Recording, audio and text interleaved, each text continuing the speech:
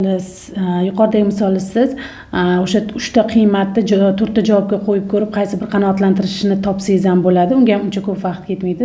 Uzog'i 1 minutda topishingiz ham mumkin, lekin ba'zi misollar hisob-kitobga asoslangan bo'lsa, vaqt topib qoladi. Adresimiz yordamida esa buni osongina hisoblaysiz. Demak, nima qilasiz? Table deb yozasiz, jadval kirgizishingiz kerak.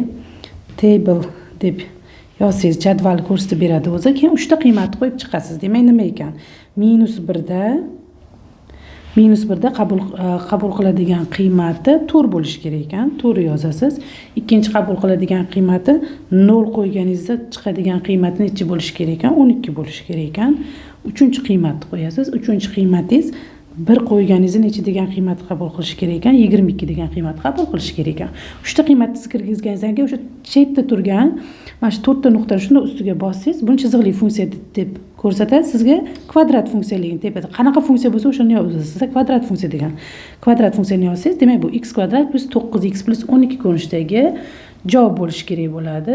Demak, bu qaysi javobda turibdi? D javobda turibdi. Bo'ldi, to'g'ri javobingiz D javob bo'lar ekan. Shu D javobni tanlab ketaverasiz.